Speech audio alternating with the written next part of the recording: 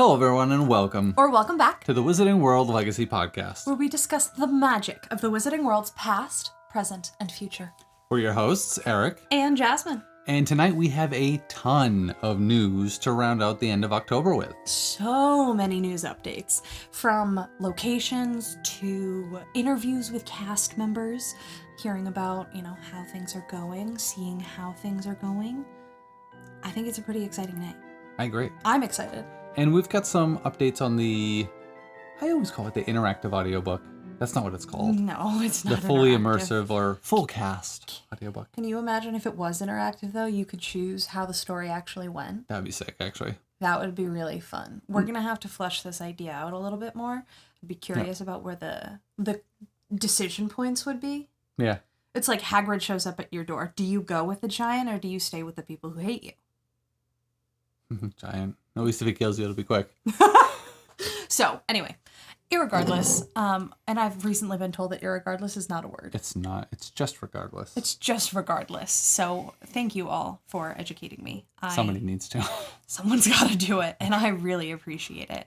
So, today, we're going to go ahead and get started with our first update on the Hogwarts Express. We've talked about the Hogwarts Express briefly before. Some more news has come out about its journey to the point it's currently at. We learned a little bit more about the original train. The original locomotive is the 6989 Whitewick Hall. And that explains the numbers that we had seen on it before, because you're like, oh no, they changed the numbers and that's going to drive me nuts. And then I had noticed that the actual name on the side, although we couldn't read it in the original images, was different. But it was in the right position to be the Hogwarts Express. And that's because the Hogwarts Express is based on Muggle technology and a Muggle train. They basically took a Muggle train and made it magical and used or created a new railroad off the existing Muggle system. So that explains why we saw those other numbers and why we've seen two different sets of numbers too. Is because one was probably the original locomotive, one was probably just when they were testing it, and now they're probably going to have the actual number on there. Exactly. A little bit more explanation on the train. It was operated by the Great Western Railway, which is a major British railway that was founded in 1833. It was withdrawn from service in 1964, and someone saved it from the junkyard in 1978. Across the last, I think it's 41 years, it has been restored by volunteers. That's pretty cool. And it was restored at Buckinghamshire Railway Centre.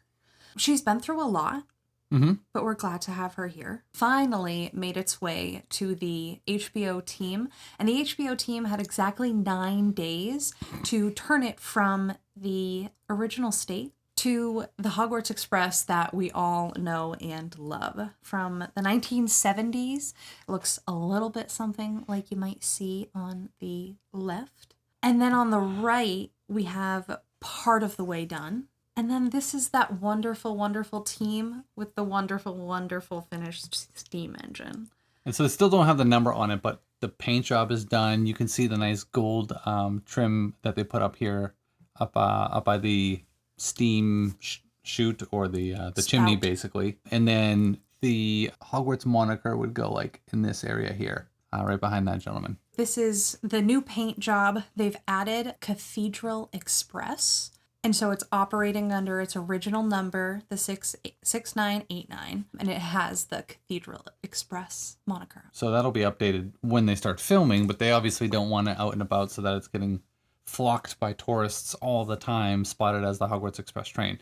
Now that this information is more publicly available, it probably will be, but I'd flock towards it personally. Yeah, for sure. And then we got some glimpses of the behind the scenes for filming. Actual filming. Absolutely. So filming has really taken off. Today we're going to talk about 2 different filming locations and what we have seen there thus far. The first is at Malum Cove or Malum Park. Malum Rakes. Sorry. Not Malum Park, Malum Rakes. Yeah, Malum Rakes. And this is a place that was actually used for filming in the original films. Harry and Hermione go here during the Deathly Hallows Part 1. Yes. Yes. I think it's towards the end of Deathly Hallows Part 1. It's the place that's like, it's got all these stones that are jetting out. It's like a stone. It's almost like the lawn is made of stone. It's weird. It's like all these Hermione's rows. sitting and her legs are in rocks. Right.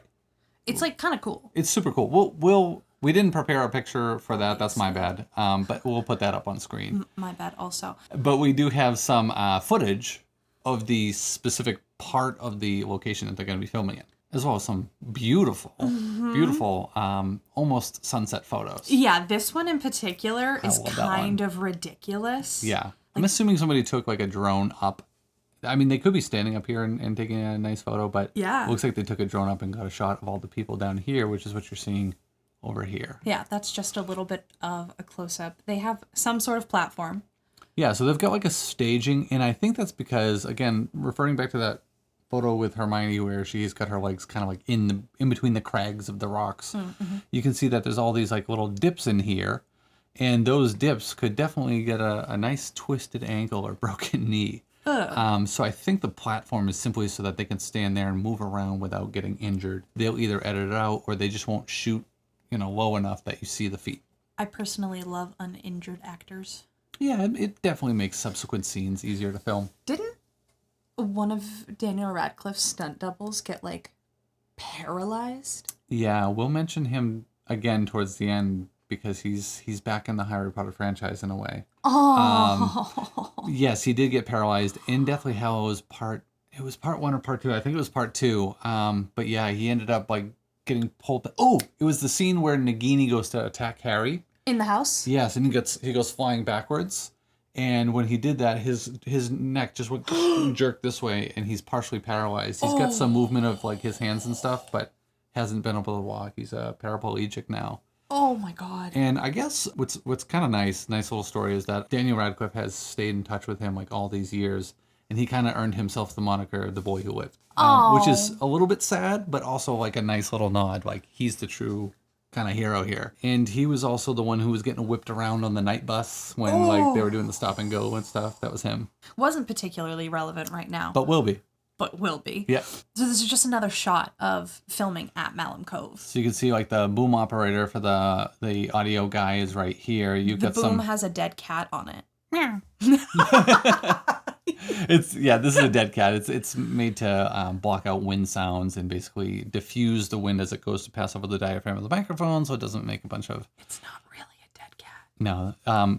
In fact, if they're on a really big blimp, they call it a dead wombat because it's bigger. So a dead cat actually goes on the end of a shotgun microphone. A shotgun microphone is a super cardioid microphone that picks up very directional sound so that you don't get like the background noise and stuff. When it's in a blimp actually is this little housing that the mic grows inside of, and it has usually like a hexagonal pattern or some other pattern of like plastic housing, and it's got a shock mount in it so it doesn't vibrate. Oh. And there's like a little bit of foam, kind of like you see these on microphones. This is just a little windscreen, and so when you go, it kind of breaks up some of the sound and it doesn't blow the microphone. And then when you have wind coming across the diaphragm of the microphone, that'll also distort it, and it'll just sound like this low rumble and you can't hear anything else. So there's a layer of that foam between the cutouts of the hexagonal pattern, and then you put a dead wombat over it because that breaks up the wind further so that you don't hear the wind in the mic at all. Yeah, it's really great. Dang. We used that while filming. A dead wombat? We did because I have a Rycote blimp. And so we used the dead wombat when I was doing boom operating for the park scene in the Seer. I didn't know that I had used a dead cat and a dead wombat. Yeah, we've used both. But here I am, and I am proud. And then they've got a negative. This is called a negative fill, so they're blocking light so that you can get some nice contrast. You don't get the ambient spill here. And then they have an actual light here, so they can be very controlled with the lighting on their talent. Which I think is something that we've talked a little bit about the challenges of lighting outside and working with that. But and this is a pretty remote location, so to power lights that are powerful enough to offset the light that's there, you need like a pretty good power source. Usually they use like these, they're called putt-putt generators, but these gas generators. Now there's all these like electrical generators that they can use, like solar generators that make no noise. So really? Yeah, which is great. Kind of like the EcoFlows and Anchors like the one I have. Yeah. They'll use those on set so that they don't make noise like the gas ones used to, because otherwise that's like the whole mess of noise cancellation, and getting ambient sound is a nightmare. Huh. And now you can actually film, get your dialogue, get your ambient sound, all that can be captured live. And then if you have to do ADR later, which is dialogue replacement, you can, but if the sound is captured cleanly enough then you don't have to bring actors back to do ADR later in the studio. Is ADR audio dialogue replacement? It's actually automatic dialogue replacement. Got it. I don't know why they say automatic because it's not automatic. You have to do it. Yeah. And then this is just more photos of the setting that they're filming in, the platform that we mentioned, so that people can be there without like breaking. We've used that little circle thing before. Yeah. So this is probably, I'm assuming, a 5-in-1 reflector. And so what happens is you usually have a dark side for negative fill. You have a light side on the other side for like a white reflector, so you can get some controlled bounce light. It's a nice soft light. Usually this is zippered on, and that can come off, and then you've got like a silver side and a gold side. So if you want a warm reflected light, cold reflected light, or a regular, and then the inside is usually a mesh diffusion material, so you can pass light through it. So it does like everything. It's a really, really versatile and inexpensive lighting tool. Oh, absolutely. And it's wicked lightweight, which makes it really easy to transport, especially in remote locations. So you can Hollywood it. Hey. Yeah, you can hold it up and Even just if kind you're of... not in Hollywood. Yeah, you act as the stand. It's crazy. I wonder what they call it out there. If they don't say Hollywood a light or Hollywood a scrim. Huh. We're going to have to look into that. Yeah. If you film in the UK, if you wanted to let us know, you totally could. Can you Leaveston that for me?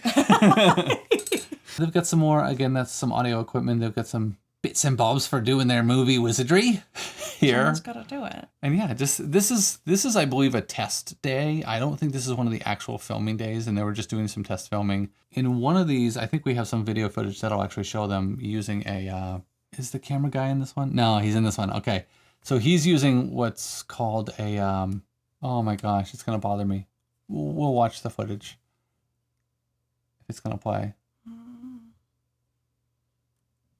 It is. Yeah, it's playing.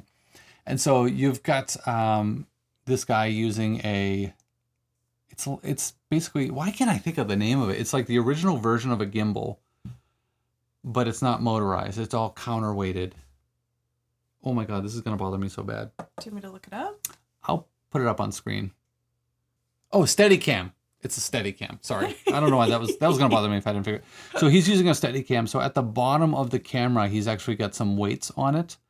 And those weights help to counterbalance his movements. And so every time he moves, it just kind of glides, it floats. But it's more natural moving and looking than a motorized gimbal, because it just kind of flows with his movements. And it does take a degree of skill and like understanding how your camera's balanced and what your movements are going to do. Dang. And it's pretty cool, but you can get these nice smooth orbiting shots. There's a little less with the arm that he has on it. It absorbs some of the vertical movement of his steps, so you don't see that Z-axis movement. But they're just doing test shots here. These are not, as far as I understand, the actors, although the next day, I believe there was some filming with Arabella Stanton. Oh. Yeah, so she has already done some scenes. I'm not sure what she would have done here. What we do see for footage here, there's a witch who's casting a spell into the sky. She's kind of like casting a spell. And we have our speculations as to what it is, and we'll talk about that because there's another related scene. Yeah, I feel like it could potentially be a celebratory cast. Yes. There was some filming done in Skipton, North Yorkshire. North Yorkshire. It was elaborate. So we have a ton of filming equipment. This is just I'm assuming this is probably what they call an Apple box, and so you can use that to... That's the Warner Brothers logo. Yeah, but the thing that it's imprinted on, I believe, is an Apple box. You smart ass. And then they use those usually to get height for, like, one of the tripod legs might be up there, or you can put something that needs a little bit of vertical height on that. Oh, okay. And then you can have things at different levels. So you use that to even things out. Or you might have an actor stand on that to get a little height, and you just don't get it in shot. Gotcha. So it's used for tons of things. And then some of the crew will just have one that they flip over and use as a seat. Oh, it's a multifaceted tool. Yeah, it's like on every single set, and you'll see like 50 of them. Apple box? Yeah, they call it an Apple box. All right. And then you've got this giant craned item coming in here. And this is part of a rigging that we're going to see some more pictures of that's being put up around a house in Skipton. And Skipton looks a lot like what I would imagine Spinner's End. Oh, yeah, I did know that. It does look a lot like Spinner's End when you see some of these, like the row houses and stuff like that. Oh, I can totally see Narcissa and Bellatrix walking down this in the rain. Sissy! Ugh. They're dressed team! Yeah. This is Do this. This is a different rig that you're seeing here. This isn't the one that you saw lifting up earlier, but this rig is a lighting rig, and we actually saw something very similar to this in the Godric's Hollow set. Do you remember seeing that one, like being boomed up on the crane? Yeah. These are just 4 LED panel lights, like huge LED panel lights. I'm guessing they're probably RE Sky panels. They're either RE Sky panels or Kino Flows, but there's like a layer of diffusion over here, and there's a bunch of LEDs inside here, and usually they're color tunable, so they can be warm, like sunset kind of daylight, the golden hour look, or like candles or street lights. Or like cool like the moon. Or cool like the moon, or daylight, 5600 Kelvin. And then this is just part of a diffusion frame that you would normally be able to put like Velcro a diffusion cloth, like a magic cloth into, but they're just using it to get a little bit more bounce off the silver here, so they can kind of push more light and make the lights essentially bigger. Gotcha. Yeah, it's like having a bigger light. But you would use a rig like this to light a massive area. And that's, again, what we saw with the Godric's Hollow. You had that floated up light that was like a balloon that looked like a big trash bag in the sky. Yep, trash bag. And then you had Flashlight. these to get sort of like a wider area. So you get like rooftops and trees and like big crowds with that. Things that you're not going to see up close, and you don't need to look soft. Got you. So what we saw flying in with that crane before was actually part of this. It was the sort of base structure that this is getting put onto. It's a little unclear what that is. Do we have another? I think Yeah, we've got another that. angle. Yeah. So it becomes this. In that last rigging set that we saw of the lights, that other cage was this. And they're doing huge Wait, top that's down. the 4? That's the 4. And they've got another layer of diffusion around it, like a diffusion frame around it. Got you. And so that's being craned overhead for a big, like, For a area light. giant scene. Yeah, giant area light. And then, of course, they get more crane lights. These are harder lights, so they're going to cast harsher shadows. This one's being softened up, so it casts less shadows there, like softer. Right. My understanding, so what I heard was that this is actually for crew to go up and shoot down into some of the back alleys and stuff like that. Ooh. And to get these top-down shots. And a lot of people are like, well, I don't understand why they wouldn't just use a drone. Why not fly a drone up there and get your shots on a drone? There's a number of reasons not to do that. One, the variability from like wind gusts and stuff like that, weather, all these other things that you can't control. 2, sensor size. If you're shooting on a drone, and there are full-framed 4K, 6K, 8K drones now from like DJI and stuff. But if you're shooting on a drone, your sensor may not match the main camera that you're using, and it may not match in multiple ways. One is the sensor size. Mm-hmm. And depending on your sensor size, it's actually going to capture more light or less light. So Super 35 sensors don't let in as much light, like the sensor we're using here. Whereas a full frame sensor lets in more light, and so you can shoot in a darker environment without getting too much like digital noise. Can you just change the sensors to match? No. The sensor essentially is the camera. It's like the film stock that you're filming to. Got it. And so if you do a drone camera and it's not a full frame, you're going to be limited by the fact that it's not going to take in as much light. You're also going to be limited on your lens choices, depending on what kind of drone you're using and what kind of camera it takes. The aperture of the lens may not match the aperture of the main camera that you're using, which will affect depth of field, how much light you're getting in. Some of the sort of visual characteristics of the image will be affected by that, like distortion and all these other things. And then color science is a big one too. And actually, before I even get to color science, a drone, you usually have to film at a higher shutter speed so that you don't get too much motion blur or motion artifact from the drone. That's going to limit your light input as well, make it darker, and you have to bring up the ISO and all that stuff, and it makes the image look worse. But color science is a big one. So if you're shooting on like a beautiful Arri Alexa, which I believe I've seen multiple of them on these sets, they have a very specific color science for their sensors that when you try to match a camera from a different manufacturer, a Canon, another Sony, a DJI drone, the way you process those colors is going to be very different. And it's just a whole nother level of trying to match things in post. So the post-production workflow becomes harder. Got you. And they do this. I mean, they do this all the time, especially with action movies. But it's just one more thing to add that's going to slow you down. So it does make sense to build an entire scaffolding so that you can actually film from up there safely. But I still don't understand why this would be how you do it.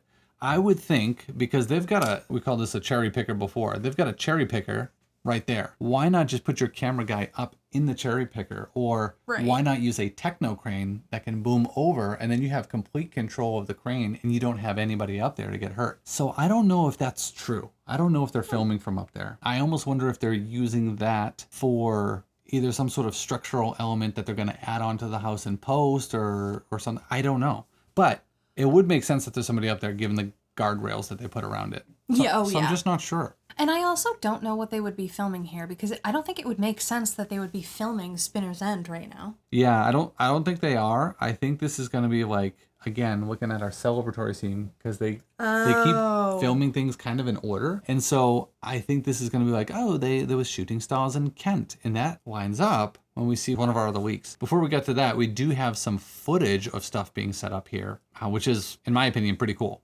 So you do have that balloon light that we talked about before. You've got a bunch of, beautiful brick buildings. You've got all sorts of different camera equipment. So there's the balloon light again. Looks like they've roped off the entire road. And you can see it's closed off all the way down. You got a little shop at the end. You've got some police escorts, diversion control, some bobbies. You got the cherry picker there. And again, that balloon light's there, which makes me think that that's probably going to be used for... I'm circling it on the wrong thing. Let's go back for a sec. So that balloon light is probably going to be used to cast soft light on the actual actors, where those bigger lights are going to be more of an area light. You do see some crew up in here, so maybe whoever was talking about that was right, and they're using that to get crew up higher so that they can shoot down either into like the spaces between the houses or behind the houses, or even onto the street. But this is not seemingly the street that's blocked off for filming, because there's another street that was empty that you saw earlier. Or maybe they have started filming on rooftops?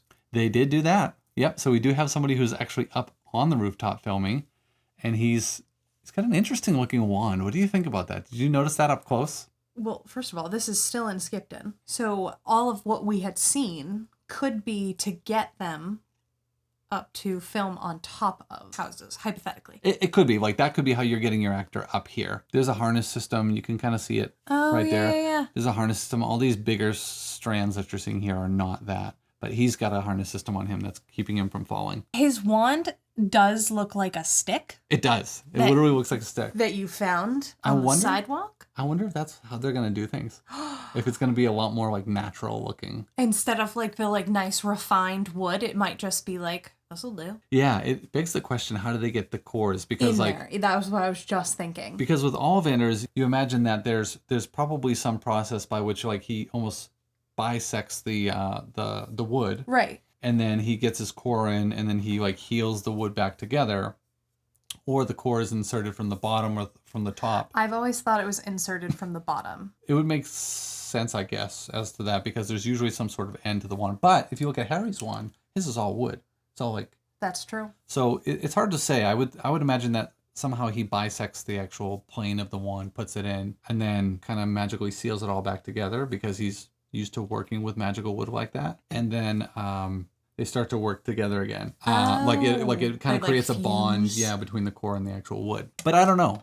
It will be interesting to see if he uses a much more natural looking... It would be interesting. When I was listening to the story about... Ilvermorny? Yeah, Ilvermorny. What is that? What is the witch? Isolde's sire. Yeah, she goes by Elias Story later in the... Right, yeah, yes. Yeah. Sorry, Elias Story. It's an anagram. We've seen that before. Mm-hmm. Anyway, we'll cover that someday. That story talked about how she had made a wand for kids. Yes. Using a pudgewudgie. Well, the first one she made was with a shaved piece of the horn serpent's horn. And then the pukwudgie, she used, I think they're quills? I think they're quills. Or hairs, however you want to view them. And then she also... But it did a little bit talk about how she made it, so I need to listen to that again. Yeah. But anyway. Such a tangent. Always. I think I got some video footage, but you can also see part of that rigging in here. So I think they are filming him from here. Yeah. So maybe that's what it's all about. Maybe that's the rigging. Yeah, so maybe that's how they get the person out. Although if it's just for this shot, that would be ludicrous. So the theory is that this shot is because we do have some filming and some video footage. Yeah. And it looks like he's celebrating. And in some of the photos, it looks like he's casting spells like into the sky. He's got somewhere he's literally like... He's going at it. Yes, and we suspect that this is probably Daedalus Diggle.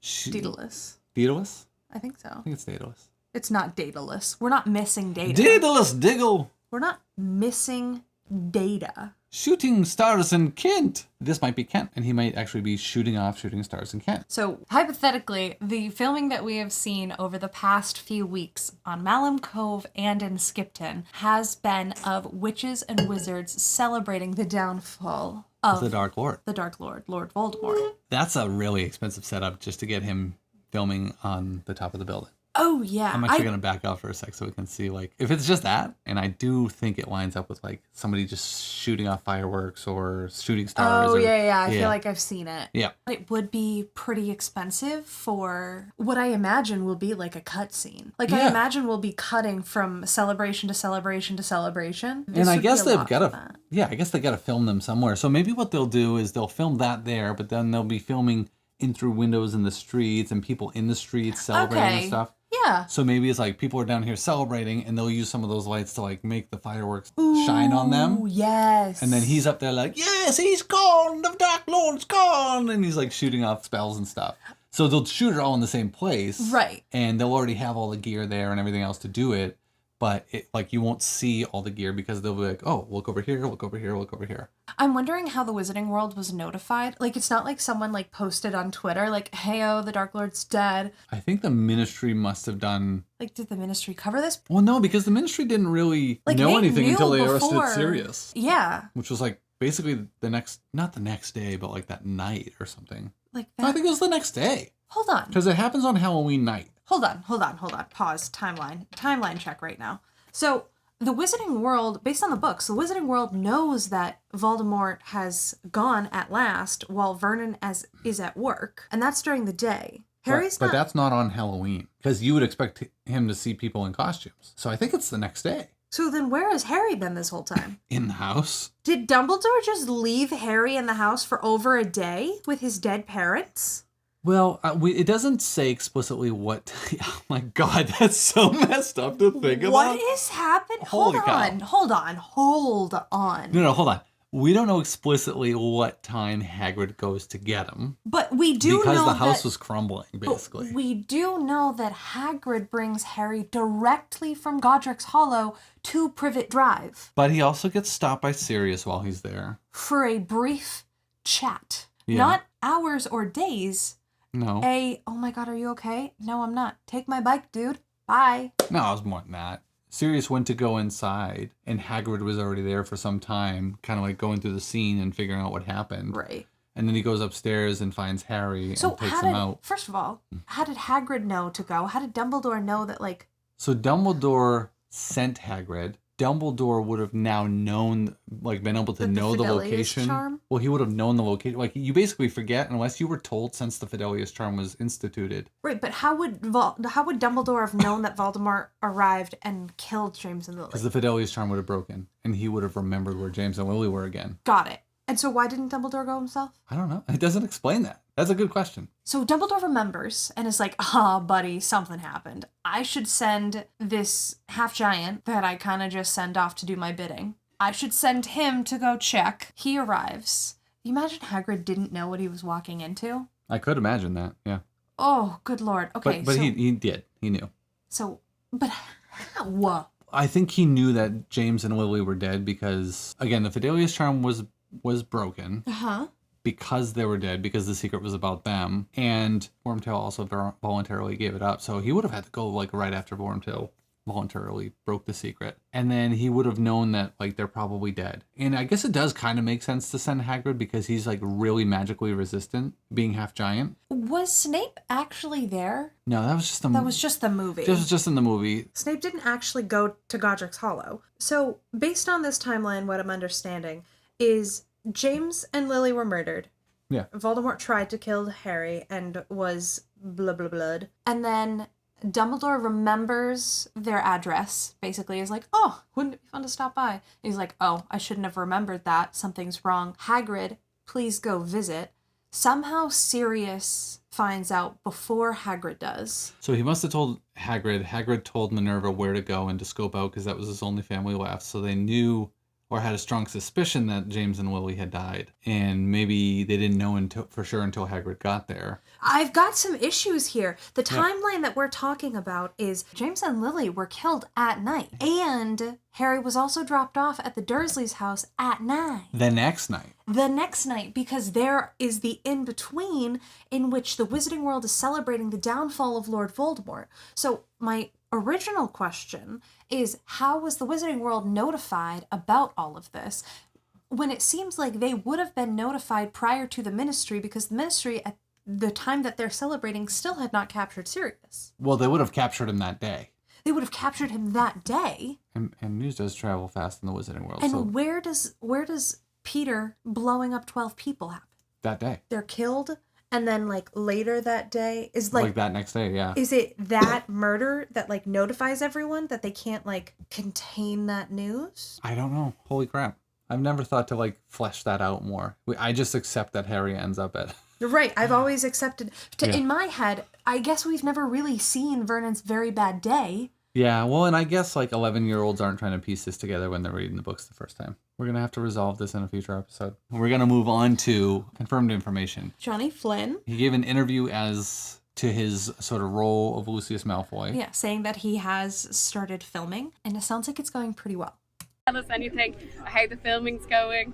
It's good. I've only done a little bit, and I'm just like giddy with, as a fan of the stories of the books. Really, I still remember reading the books as a teenager, and they meant so much to me, and they meant so much to my kids. So it's really cool to be a part of this. Have you reached out to Jason and Isaac at all for a little bit of help with Lucius? We haven't spoke since I got cast, but we did a film together a few years ago, and we've got on very well. And he's a sweetheart. So he has filmed. He can't say what. People were like, well, why would he even be on set yet? We don't see Lucius in the films yet. It could be things as simple as like he's there with Draco and Diagon Alley. We end up seeing them meeting up, like even in the background, just so you kind of get a sneak peek of him. Right. Then that's what my theory was earlier when we had originally talked about his casting. We might see him on platform 9 3/4. Yeah, when he's getting on the train. So I think there's a number of like small ways that don't change the story at all, but ways that Lucius could be incorporated in that would have made sense casting him. And since he's already filming, my assumption is that he must be in the first one. And it gives them a good chance to sort of build that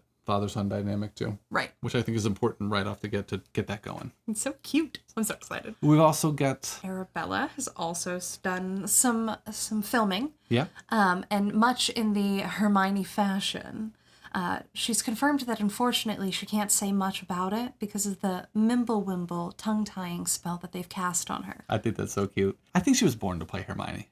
She really was. Too. She's got like the personality for it. She does come off as a little bit bookish. In the audiobooks, you can kind of hear a little bit of that. I think some people might think she sounds a little too much like the original Hermione, but if the original did a good job, that's not a bad thing. Right. And Yeah. I do feel like a young girl sounds like a young girl oftentimes. So like I feel like as she ages, she'll really distinguish her take on Hermione. I think for young Hermione, it's going to be hard not to take some inspiration from the original character. I think for all of the kids, it's going to be hard. Yeah. Even if Emma Watson hadn't played that role before, like even if this was the first time, there is only so many ways you can play that type of character. Right. Especially when you're 11 and she's got history and she's got some pretty decent chops in terms of acting, but there's only so many plays you can play an 11-year-old girl who talks too fast and Right. So I think that she'll gain more experience and exposure over the next few years. However, I kind of think that a lot of the kids we're going to see a lot of similarities. What I'm looking for is distinguishes in the adult cast. Yeah, like as they continue to age, as they mature, Right. their performance will likely mature. Like I anticipate all of the professors will be different than their counterparts in the original films. Some but of them the quite kids, different. I imagine we'll see some similarities. I mean, we've seen the picture of Dominic next to Daniel in the exact same outfit, and they look almost identical. Their faces look pretty different. Yes, their faces are different, but like the aesthetic, like what we're getting at the end of the day is probably going to be somewhat similar. I agree with that. We got some more information about the audiobook. Yeah, so they've released a small snippet from Chapter 6, The Journey from Platform 9 3/4, and the Harry Potter and the Philosopher's Stone is going to be released on November 4th, which is a Tuesday, I believe, next week. We're gonna play some of the sample here and kind of get your feelings on it. Yeah, just curious. The toadless boy was back, but this time he had a girl with him. The narrator is not doing a good job. Has anyone seen a toad? Neville's lost one. I think the actors Oh, you're doing magic. Let's see it then. have done a really great job. He waved his wand, but nothing happened. Harry Potter. Are you really? I know all about you, of course. What I personally have a really hard time with is going back and forth between the narrator and then each of the different characters. And she left, taking the toadless boy with her. Here's a good sample. What do you think? You listened to it. Yeah. I think the actors have done a really great job. For me personally, it's a lot. There's a lot going on. Yeah. It's a little distracting. This is what I was worried about too, is that it would be too much going on and be a little too distracting to listen to. I think if that is all you're doing, you could probably listen and it would be okay. Yeah, like, I don't know. I feel like you and I oftentimes will listen to audiobooks and do other things at the same time. I think too much is going on here to do that. I agree. One thing that I was thinking about is with a book, it's supposed to be like a movie in your head, basically. Yeah. But like This is trying to be the movie with And- everything but the visuals. the book, which like I feel like you can't do both. You're either the movie or you're the book, and you let your reader sort of create what it looks like and what it feels like for themselves. I think interjecting little bits of sound effects and stuff like that would be Yeah. okay. You can hear there's elements where like somebody's kind of breathing in the background. Yeah. Or like there's this big sigh that isn't in there. There's these like, there's the train sound going on constantly. Constantly. And that was And what other was little- really getting me, was the train sound. Yeah, and other little background sounds and stuff like that constantly going on. Like shuffling of papers and stuff like that. Give the rest of your thoughts, because I have like very specific thoughts on it. Very specific thoughts. Yeah. I would say I admire the work that's been put into it. I don't. I don't know, like people like For specific obviously reasons. care a whole lot about this. So like Yeah. I admire that we have put effort into it. And the issue is that I am obsessed with nearly every member of this cast. It's a stacked cast. But what I personally have a really hard time with is going back and forth between the narrator and then each of the different characters. Why? And I don't know that I've had enough time to flesh. I know why. Because the narrator is not doing a good job. It's not that this narrator can't. I've heard other stuff that she's narrated and she can do a great job. She sounds like this is like she got home after a busy day. The kids want her to read. She doesn't want to read. You're But- just describing your regular Tuesday night. No, I put way more effort No, into that's it than so she does. true. And Eric's audiobooks would be incredible. It'd be all Quick right. plug. but she's like, it's like she's reading it as a job rather than reading it because she's thrilled about it. Right. And there's no emotion there.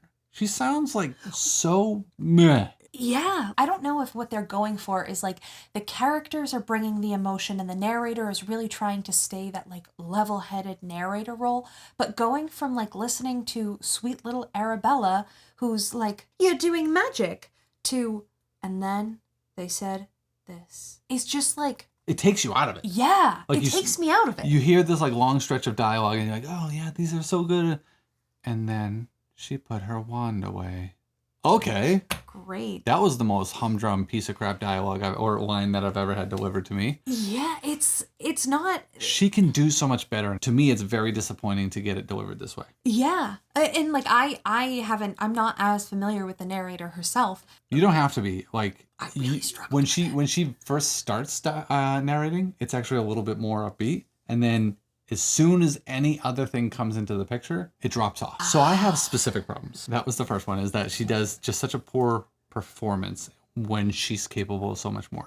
My biggest problem really is with the audio engineer who's mixing this. I'm sorry, you're being paid by Amazon. They should be paying you enough to not do a half-ass job. And as somebody who has a degree in audio engineering and actually had to mix sound for picture, independent, indie artists, full bands, live sound for concerts, this is bad. Your dialogue leveling and everything else is, I'm gonna cuss, is shit. Like, you did a garbage job. You should be fired. I'm sorry. You need to do better. Put a fucking compressor on these kids' voices to get their volume up a little bit. I was gonna say, because all of the other sounds are so competing. Yes, Arabella Stanton has a full enough voice. We've heard her in interviews. We've heard her like Yeah. spunky. She sounds like she's off in the distance. And I know that's part of like the immersive mixing. So it sounds like you're in this environment. And she's like, oh, you're doing magic. And she's like supposed to be like over here. No. Nope. No. The dialogue is front and center. If you've ever mixed audio for picture for a movie or a TV show, if you have a surround sound system, I implore you, unplug all the speakers except for the center channel, and you will pretty much only hear dialogue coming out of there, because that's where your attention goes. And unless it's very much an off-screen thing, which there is no screen because it's a book, you don't take the dialogue out of focus. And we're supposed to hear what the characters are saying. When you read it, your attention is on what the character is saying, because that's the important information. Agreed. Otherwise, you don't write dialogue for it. I'm very annoyed about this. He's passionate about this one, and this is one subject area in which he is qualified to be passionate about it. She's way too quiet for so many times, even when she is brought into focus. The narrator sometimes comes off as quiet, but she's not. She's muddied. So she's got this very muddled tone because they put too much low end in a female's voice, which I'm sorry, you can add a little fullness to a female's voice. You can intentionally point your microphone at their chest, like I'm doing here, to capture more of the body of their voice. But a woman's frequency spectrum is not the same as a man's. And so if I was to EQ our voices, for example, I roll off the low end below 80 hertz for myself because I don't produce sound lower than 80 hertz. Jasmine, I can get away with almost up to 200 hertz. Really? Yes. And then there's other tones that are like more boxy from a man, where it sounds like it's in a cardboard box, where it's more like kind of hollow sounding from a female because of how our chest cavities and everything resonate and the thickness of our vocal cords and all these other things. You should know what the hell you're doing when you're working on such a big project. And the person who put this out and said, oh, that's the final mix. Shame. You should be ashamed and you should be fired. And I will gladly take your job and do it for half the price. Which is a good deal, Amazon. Yes, that's before you even add in the rest of the ambient sound. So just the dialogue mixing is atrocious and needs to just be re-EQ'd, recompressed, brought into focus. It's terrible. The narrator has to perform a little bit more. This is a performance. It's a performative piece. It's an art. It's an art. You've got to give it some life. And then when it comes to the mixing of everything else, yeah, when dialogue comes in, you can pull back the sound effects in a very subtle way. There's actually an entire tool built into every digital audio workstation, so that's what they do all the sound mixing and everything in, called a ducker.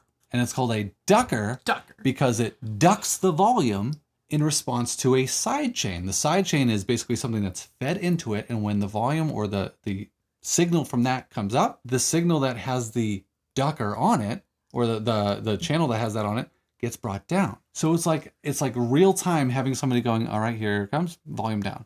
All right, it's on volume up, volume down. And you can have it do it with different attack and release times so that it will sort of slowly fade it down a little bit. So it's not so like, whoop, oh, it cut down. And it's really obvious to your ears. Whoop, oh, it cut back in. It just kind of glides it down softly and glides it back up. And this is a tool built in fucking GarageBand. I mean, everything has this. So we forgot about it. Yeah. If you're incompetent enough to do it manually, there's a tool for you to just do it. Just ducker. Just duck it. Because at this point, I'm saying just fuck it. Like, I'm not even going to listen. It's hard. It's a hard listen. And what I think is kind of crazy is that this is the sample that they were like, let's share it to whet some palates. Share it with the world. I will say it is possible that they released the sample in a very low quality where like maybe it's only 190 kilohertz like file and it's like so compressed that maybe all these things just don't come through properly. But if people are going to be streaming this on Audible, there are going to be times where the reception's not as good and maybe the whole book's not downloaded and they're literally streaming it and they're going to hear that lower sort of fidelity sound. And if it doesn't sound good then, it's not worth putting out. Right. Like it's got to sound good through the worst pair of speakers. It's got to sound great through the best pair of speakers. Right. It's got to sound good through my phone, through my iPad. It's got to sound good through my AirPods. It's got to sound good through my stereo, like everything. Through your car. And when you mix something, like if you're an actual fucking professional, you don't use the $140,000 pairs of speakers that you have to mix on with the $50,000, solid state amplifier that you're running through and tube amplifier. You're going to bring it out of the studio, pop it into your little earbuds. How's it sound? It's not bad. Not bad. How's it? Not bad. You're going to bring it out into your car and listen to it. You're going to listen to it on every speaker that your potential clients, which is the whole world, are going to listen. You're going to put them on some shitty old RCA speakers and be like, how's it sound? Not bad. Okay. If the dialogue is not intelligible, you're not intelligent enough to be mixing it. So I'll gently step off my soapbox and say, I hope the final product is significantly better, because if it's not, these are very expensive for most people. Especially people like the people who are going to want this are people who have they already have the books. They're probably already listening to the audiobooks. They're looking for a new experience. This is not the experience they're going to look for, in my opinion. It might be better. I might be wrong. Share your opinions, please, in the comments below. I am very curious to hear your opinions. And I might be being a pretentious dick because I did this for a while as a job, but I don't think so.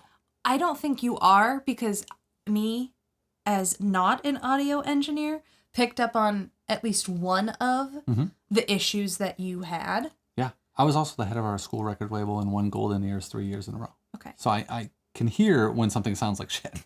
Right. He can definitely hear when something sounds like shit. He tells me all the time. So me, with my untrained ears, picked up on the fact that the narrator is just, ugh. And I struggled to get the audio out with all of the competing sounds. And that's the EQ. When you EQ things, like when you change the different tonality of the voice or the other things, you actually start with your bass sound and then you start carving things away. You don't add bass to her voice. You take out some of the frequencies around it to accentuate the bass. You basically balance out competing frequencies between the different things that you're hearing at the same time. So if the train has this low rumble and you want to hear that or sort of feel that in the mix, you bring the volume down, overall volume down, but you leave the low rumble in the train and you take the low end out of hers and accentuate the midtones, which is where dialogue lives. Dialogue lives in the 500 hertz to 2000 or 3000 hertz. And then the breathiness lives up around the 8,000 kilohertz to 12,000 kilohertz. That's where you're going to get your breath. Dang. And so you accentuate those frequencies to bring out the dialogue, and you let that low rumble live on the train. And then they sound separate. Everything fits into its little pocket of sound. And your body or your ears take it in and process it appropriately. Dang, I just learned so much about audio engineering. It's kind of like a science. It literally is. Hence engineering. It's kind of crazy. A science that the person who mixes didn't understand. Anyways, that's my long, irate take on that. He's passionate about it, and I don't disagree. I was so looking forward to it. It's just been an utter disappointment thus far. Definitely let us know what your thoughts are on the clip that has been released so far, and also let us know if, based on this clip, you plan on purchasing. I'd be thrilled to know that. Also, I'm curious to know, if you are a, full cast audiobook person, does this sound sort of similar? Because I'm not a full cast audiobook person. It's just not something I listen to often. So is this sort of comparable to the other audiobooks with full cast that you've listened to? And are you still excited? For our absolutely last bit of news today. And on a much less disappointing note. Something that I'm particularly excited about. In January 2026, there will be 8 new Lego Harry Potter sets. We appreciate the art that is Lego. Yeah. And so I'm very excited to see these new sets, particularly the Fort Anglia. I'm a sucker for the flying card. Oh, speaking of Fort Anglia. Speaking of. They're selling the prop Fort Anglia. They're auctioning it in Massachusetts right now, one state away. Why is it in Massachusetts? I don't know, but it's being auctioned off. One of the actual currently. It's not. It's on auction. Is it online or in person? We could go see it. We don't have to buy it. I think there was an in-person auction. I think a pre-auction, and then there's going to be an online one. I think I want to buy it so bad, but why did we not go see it? I don't know. Well, I didn't know about it until my wife told me about it. She's like, "Oh, by the way, it's being auctioned right now. Oh my It's not a gosh. drivable car, unfortunately. No. It's just a prop, but it's... Can you imagine that would be the coolest lawn ornament? Every single day I would go in and go, the invisibility booster must be faulty. Every day. Every day. I'd Every wake day. up, I'd shower, I'd go out and check on the dog. Do a couple push-ups, Obviously. a couple jumping jacks, and then I'm Ron. Right into the car. Yeah. I think that would be incredible. Oh my gosh. The car. The car. My next car is going to be a modified Ford Anglia. I genuinely think it should be. Yeah, because most of the ones you find now you can't actually get in like driving conditions. So rather than fix up the whole engine, there's this company that will convert it into an EV. And so I'm just going to say, rip out the guts, make it an electric vehicle, and then it's also silent. And how magical is that? Hold on. Also true. So what you're saying is that tomorrow we need to go to Massachusetts and purchase the Ford Anglia so that you can take the Ford Anglia That would be and sick. ask them to rip out the guts, and you could literally drive an EV version. I don't know that I could do that to the prop one. Oh, that's fair. Yeah. But that would be sick. It would be pretty cool. Regardless, I No. also think regardless, Thank you. I'm learning. I'm not. I think it's very cool that we're getting new sets. I'm very excited for the Ford Anglia. We've gotten small ones as a part of other sets, but I don't think we've gotten a Ford Anglia in and of itself. And something I've never seen before is the Lovegoods house. The two favorites of mine are Luna Lovegood's house, and can you guess the other one? Potions. No, because I think that's I think it's a cauldron with like potion, like it opens up and there's potions in it or something. I haven't seen that one actually displayed yet. Okay. Hospital wing, Yeah, that was my second guess. because it's part of the modular castle, and we haven't seen the hospital wing done No, before. we haven't. I'm really a big fan of the Harry Potter Lego video games, particularly years 1 through 4. We have seen the hospital wing in there, so I know what's possible to do in Lego. We've done it in video Lego. Let's just do it in Lego. If you had to pick one of these sets to get, what do you think is the one you would want? I'd have to see them because it depends on how they do. Because this one's I believe this is one of the books ones. Yeah, the book ones, I'm like, They're on. okay. Yeah. If you can get them on sale, they're nice. But Hagrid and Harry's Privet Drive Escape, that I'm assuming is going to be I think it's them with the motorcycle. pieces. Yeah, I think it's them with the motorcycle, and I think they did another version of Privet Drive, Right. which I believe they added on the little like the sunroom in the back, which they Ooh. haven't had yet. That's cool. And there was a rumor that there might be a floating Aunt Marge. Marge! Don't you dare! Ripper! The sound effects from that one just echo in my love it. skull In my so soul. often. In my soul. If there's an Aunt Marge, absolutely that's my top pick. I could do a Cornish Pixie, but it depends on how it's done. Some of the cassettes that do a more blocky, I don't like. Like, I think they do it with like some of the heads. They'll do it a little bit more blocky. I'm not really into that. So Yeah. I would probably pick the Ford Anglia because I think that's easiest to like set up and display. I think you're probably right. Yeah. So I would probably do that, but I'm very excited to see the Lovegoods house with the Yeah. floating dirigible plums. I'm stoked for that one. I think if I had to pick one, it would probably be the Lovegoods. Yeah, because I already have I have at least 2 sets that had the Ford Anglia in it. Right. I have a little Ford Anglia, but I'm imagining that it'll be I have like one that's yeah, almost it's like full size. it's like this. It's like Yeah, this the big. one from the other Privet Drive one, right? Yeah. When they're pulling off the bars. No, I don't. I've never had the Privet Drive set. Oh, there's 3 of them. Well, there will be 3 of them now. There'll be 3 of them. And then I've got like the model car. Right. So You've probably got enough Ford Anglias. yeah, I want the Lovegoods house. That's cool. Yeah. I have the Hogwarts Castle set up, but it's a really outdated set. Like it's. The original one's worth so much money if you have the boxes. I don't have the boxes. Oh, fool. So, idiot. I have all the I know. manuals and everything. I have the manuals. You could probably, if you can bag it in the right order, you could probably get money for it. Yeah. Yeah. Probably I could do that. In any case. But also it's displayed in my living room and it's a pretty critical piece. And then Hagrid's hut is right next to it. And I'm not willing to separate that. For sure. Also, I just found my minifig of Neville and he's holding the Gryffindor sword. And so I'm just... From a Lego owner's perspective, you're lucky to not have kids there. Oh, yeah. Because my kids Hold on. Your instantly kids... lose pieces. But your kids come over and they play with it. Oh, that's terrible. I'm so sorry. I So- found a piece broken today and I'm like, no! That's why I growled when I was... Okay. Yeah. Maybe the 4th or 5th tangent finally bringing that to a close. Thank you all for tuning in today, for bearing with us, sticking through all of our, I think today all of our tangents were pretty important, particularly that plot hole that I'm going to need to flesh out. We are going to have to figure out the timeline I think I'm going to have to storyboard there or something along those lines. We're going to present like a manic episode of you storyboarding that. Yes, exactly. We're actually not going to talk about it. Conversation's done. I might cut it out. Share your thoughts about the things that we talked about today. Everything from the Hogwarts Express, the locations, what you think they're doing in Skipton, or on the cliffs that Hermione had visited before. Are you thinking about getting the audiobooks now that we've talked about that a little bit? Maybe. Are you a Lego fan? Are you a Harry Potter Lego fan? If you're a Lego fan, I feel like most Lego fans like Harry Potter Lego. Are you a Harry Potter fan? It'd be weird if you weren't. For sure. This is interesting. I mean, don't unsubscribe, but... right. We appreciate you being here nonetheless. Yes. Coming up on Halloween. This will probably be posted on Halloween, so if it is, happy Halloween! Happy Halloween! And share your costume below that you did for Halloween. I'm going to be Severus Snape. We've got a pretty epic family lineup this year. Yeah. So. Son's going to be Flitwick.